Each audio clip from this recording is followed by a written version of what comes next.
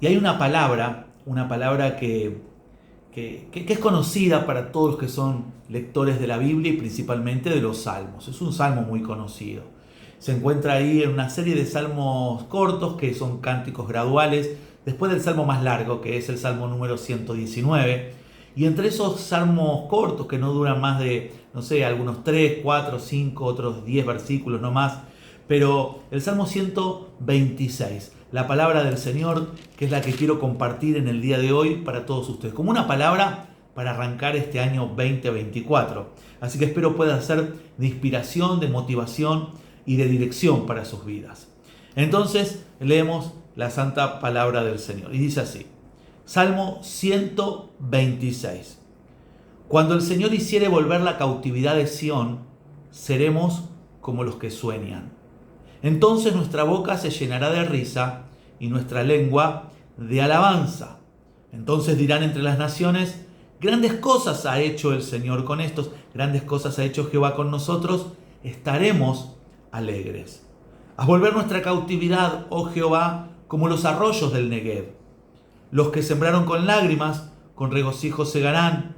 Irá andando y llorando el que lleva la preciosa semilla, mas volverá a venir con regocijo, trayendo sus gavillas.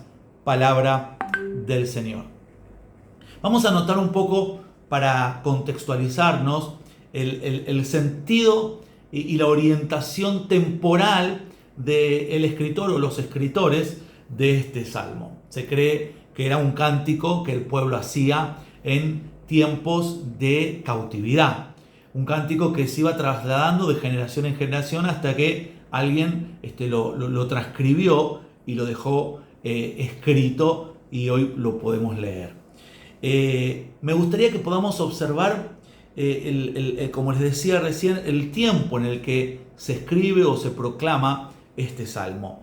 Vamos a ver los primeros versículos como comienzan. Dice: cuando el Señor hiciere volver la cautividad del Sión, seremos como los que sueñan. Nuestra boca se llenará de risa y nuestra lengua de alabanza. Entonces dirán, si notamos la conjugación verbal de las palabras utilizadas, o los verbos utilizados en estos primeros versículos, precisamente en los primeros 3 versículos, ¿en qué tiempo está escrito? Yo le preguntaría, ¿qué tiempo es el que usted está notando acá que está escrito? ¿Pasado, presente o futuro? Bueno, claramente, si los que fuimos a la primaria más o menos creo que la tenemos, dice así, dice tiempo futuro.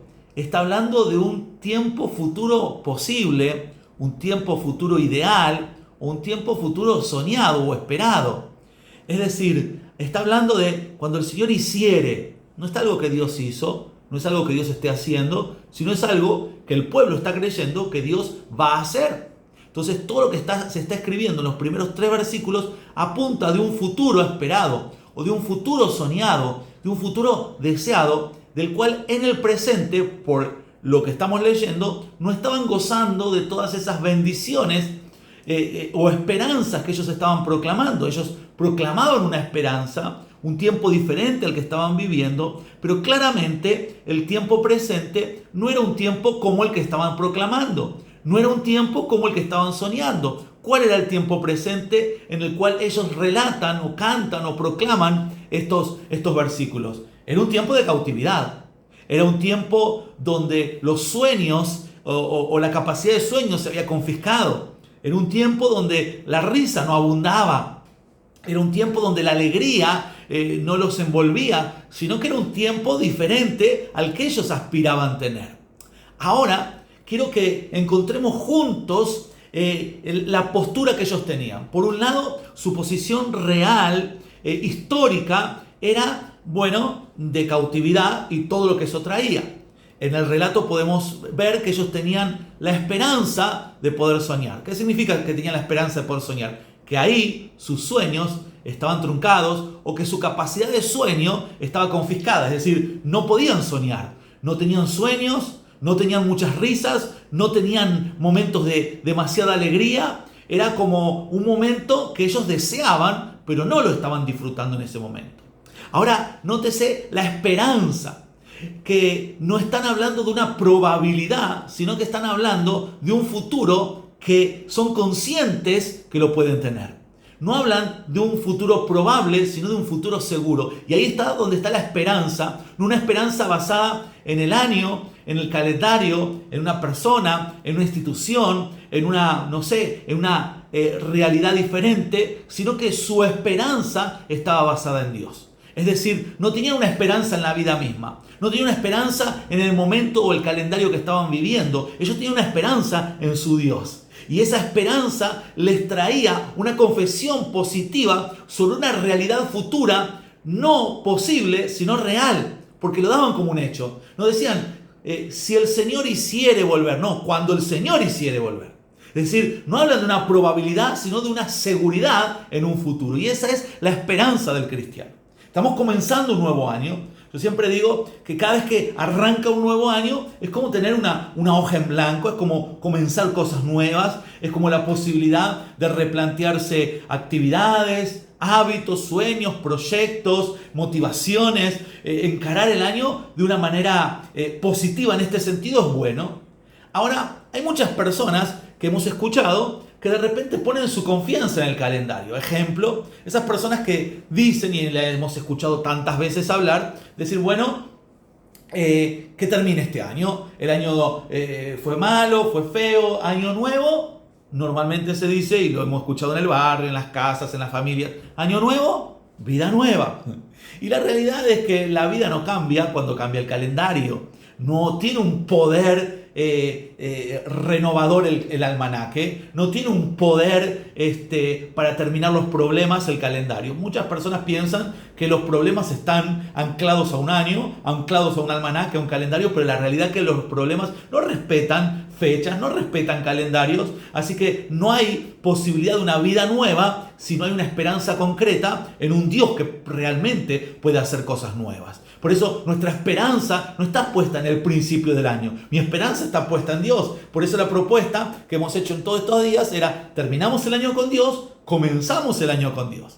Pero acá en este salmo estamos encontrando una palabra de esperanza en un pueblo que no estaba viviendo una realidad deseada, pero sí que podía soñar con una realidad posible, y su esperanza estaba basada en el Dios que tiene todas las posibilidades, que tiene todos los recursos, que tiene todo el poder para hacer lo que realmente necesitamos. Por eso, mis queridos hermanos, esta es la palabra que hoy te quiero compartir. Comencemos el año con esperanza. Comencemos el año con motivaciones nuevas. Pero no basada en la esperanza, como les decía, en el propio calendario, en el propio cambio de año, o basada en alguna situación superficial que nada tiene poder para cambiar cosas. Pero sí en un Dios de todo poder, en un Dios de toda posibilidad, en un Dios de todos recursos. El pueblo de Dios no estaba viviendo sus mejores años, sino que ellos tenían la esperanza de que en un futuro Dios traiga un milagro. ¿Cuál era el milagro que ellos esperaban? Bueno, había dos cosas bien claras que me gustaría que identifiquemos. Número uno, el pueblo identifica su problema. No es, como decir, exitista o irrealista negando el problema. No niega un problema, porque algunos con una confesión positiva tratan de hacer eso que nos hacían como cuando éramos chicos. Yo me acuerdo cuando nos lastimábamos con mi hermano, jugábamos, éramos varones brutos y nos lastimábamos, después íbamos llorando con mamá y mi mamá decía, bueno, ya, sana, colita de rana, nos decían cuando éramos chicos. O la otra es, bueno, dale, ya está, piensa que no te duele, ya está, no te duele. Bueno, eso nos hacían cuando éramos chicos. La realidad es que yo no quiero traer una motivación de sana. No quiero traer una motivación de el problema no existe, el problema no es real, ignorarlo. No. Esto es una realidad, muchas realidades que son crudas, duras y reales.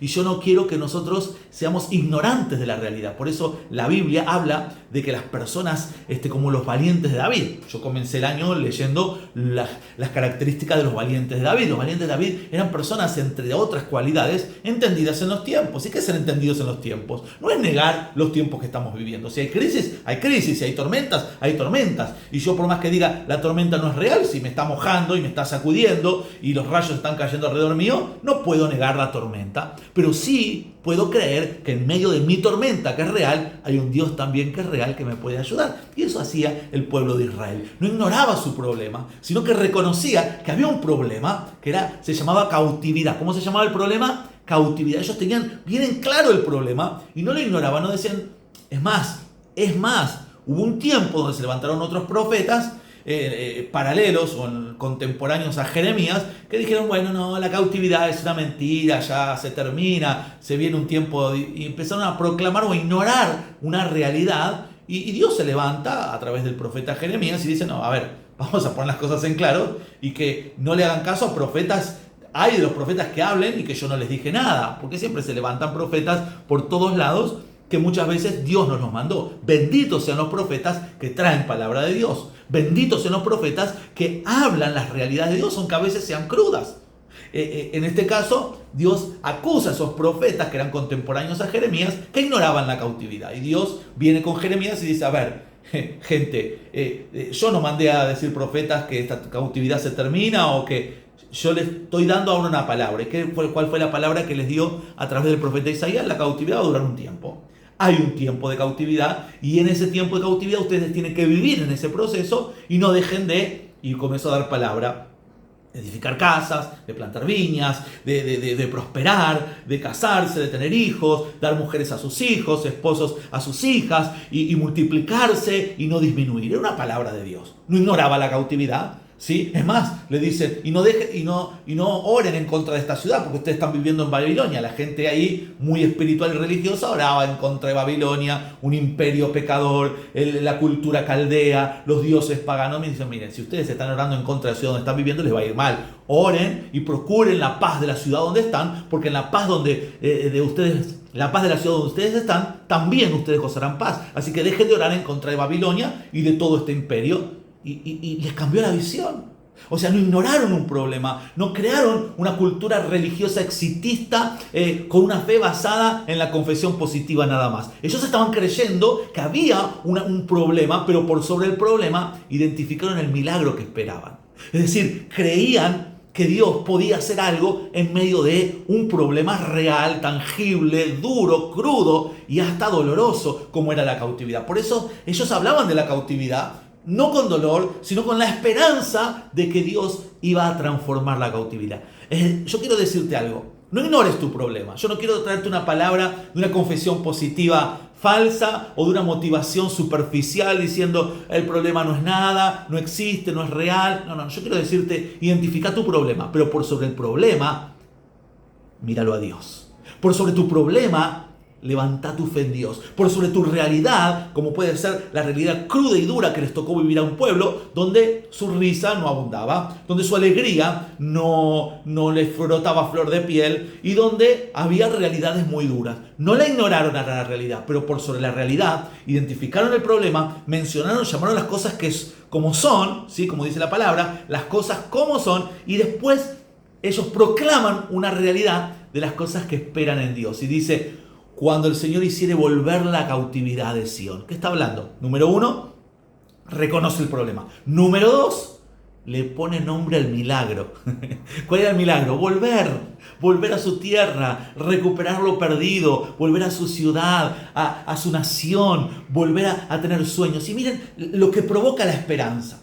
Aún en medio de tormentas, de crisis, de dolor o de cautividad. Una esperanza basada en un Dios real, con promesas reales y con una esperanza posible. Ellos comienzan a declarar ese futuro real, diciendo cuando el Señor hiciere. De nuevo, no fue una probabilidad, si el Señor hace. No, dice, cuando el Señor haga. Y cuando el Señor haga, miren lo que comienzan a decir y lo que provoca la esperanza. Dice, podremos ser como los que sueñan.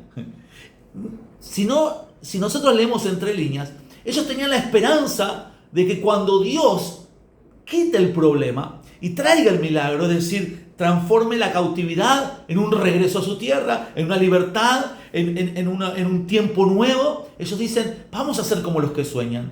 Ahora, fíjate algo, ellos pensaban que cuando Dios haga lo que prometió hacer, ellos iban a poder hacer lo que querían. Por ejemplo, soñar. Y dicen, vamos a poder soñar. ¿Qué significaba eso? Como que ahora no podían soñar. Y en aquel tiempo vamos a soñar. Pero si nosotros leemos entre líneas, ya estaban soñando. ya estaban soñando. La misma esperanza les provocó cambiar el ambiente y comenzar a tener lo que ellos anhelaban. ¿Qué anhelaban? Soñar. Y mira, te voy a hacer una comparación. ¿Qué tal si yo les digo a ustedes ahora, bueno, estamos charlando acá, comenzando el año, y digo, a ver si este año nos juntamos a comer un buen asado y vamos a una quinta todos y armamos un rico asado, día de pileta, a que le saque una sonrisa seguro, ¿no? Imagínense, y si charlamos y decimos, y cuando hagamos el asado, sí, y yo llevo la coca, y yo llevo las achuras, y yo llevo el vino, iba a decir. Yo llevo la Coca-Cola, yo llevo el churrasco y la ensalada, y empezamos, y vieron que cuando uno planifica algo lindo ya lo empieza a disfrutar, ¿sí o no? Viste que cuando empezás a planificar tus vacaciones ya empezás a soñar con eso, y vamos a la playa, y vamos acá, y vamos allá, y es como que uno no lo está viviendo, pero ya comienza a gozarse en eso que cree vivir, o que espera vivir, o que planifica vivir. Por ejemplo, cuando dice, nuestra boca se llenará de risa. ¿Viste como cuando decís, uy, ¿cómo la vamos a pasar de bien? Ya te estás riendo, ya te saca una sonrisa. Entonces, ellos estaban con la esperanza de que cuando Dios haga el milagro, iban a recuperar su risa. Ya comenzaban a sonreír con esa esperanza. La esperanza comienza a provocar aquello que anhelamos.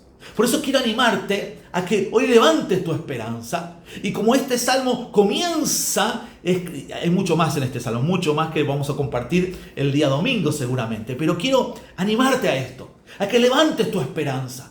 Y a que hagas de que tu esperanza no esté basada en el año calendario porque cambia el almanaque, o que esté basado en una institución, una persona. Tu bendición no depende de tu casa, no depende de tu familia, no depende de tu esposo, no depende de tus padres, depende de Dios. Y que aprendamos a confiar en un Dios de toda gracia, de toda posibilidad y de todo recurso. Eso levanta nuestra esperanza, nos reubica en el propósito divino y nos da pie a encarar un año en victoria. Quiero compartir esta palabra con vos, para que no comiences el año titubeando, para que no comiences el año con miedo, con temor, como pidiéndole permiso al mes para comenzar a vivir. Quiero que comiences este año en victoria, con la esperanza plena, que la cautividad, o como se llame tu problema, no limite tu capacidad de sueño. No te robe la posibilidad de gozarte, de alegrarte. Fíjate lo que decían, cuando el Señor decide volver, podremos soñar, volveremos a tener alabanza, alegría, estaremos contentos, nos volveremos a reír. Pero ya cuando empezaban a hablar de eso y cantaban eso, ¿te imaginás? Yo no lo creo cantar llorando, yo no lo creo cantar con la cara demacrada. Yo me los imagino con el rostro en la esperanza. Por eso, ponele una esperanza nueva a tu problema. Y comienza a identificar claramente cuál es el milagro que estás necesitando. No ignores tu problema. Llama las cosas como son. Pero comenzá a llamar el milagro, como lo comenzó a llamar Israel. El milagro era volver, regresar, ser libres. Identifica tu problema, pero también identifica el milagro que Dios va a hacer. Y comenzá el año proclamando lo que Dios va a hacer. No lo que Dios podría hacer, o no lo que Dios quizás hará, sino lo que Dios va a hacer. Y esto era una declaración. El pueblo declaraba porque creía en las promesas de Dios, porque sabía que Dios podía hacerlo, porque sabía que Dios tenía todas las posibilidades y los recursos. Y ellos lo proclamaban, lo anunciaban y comenzaban a disfrutar aquello por lo cual estaban esperando en Dios. Quiero animarte a que esta sea tu condición para comenzar el año. Y yo te invito a que este año sea un año de victoria. Comiences el año con seguridad, con motivación, con renuevo, con esperanza, con la gracia del cielo. Y te puedo asegurar que este año va a ser diferente. Pero no porque cambió el año, no porque cambió el número, no porque cambiamos el almanaque, sino porque hay un cambio decidido en nosotros y hemos decidido creerle al Señor, hemos decidido confiar en Él y hemos decidido que Él sea nuestra esperanza y será nuestra motivación, el motivo de nuestro gozo, el motivo de nuestra alabanza y el motivo de levantarnos cada mañana y emprender nuestro año con la esperanza de saber que Dios va a hacer lo que dijo que va a hacer. No lo dudaremos, no lo negaremos, sino que lo confesaremos y lo creeremos y hacia allá vamos, a vivir en las promesas vivas de este Dios que levanta nuestra esperanza. Yo te quiero animar a que esta sea tu posibilidad para comenzar el año. Tengo tanto para decirte de este salmo, pero quiero invitarte al día domingo. próximo domingo tendremos más de este salmo, tendremos más de esta palabra para arrancar el año en victoria. Así que no dejes de venir con tu familia a la primer Santa Cena del año, al primer culto de consagración del año, y que este año sea realmente diferente. No te muevas de ahí, quiero orar por vos.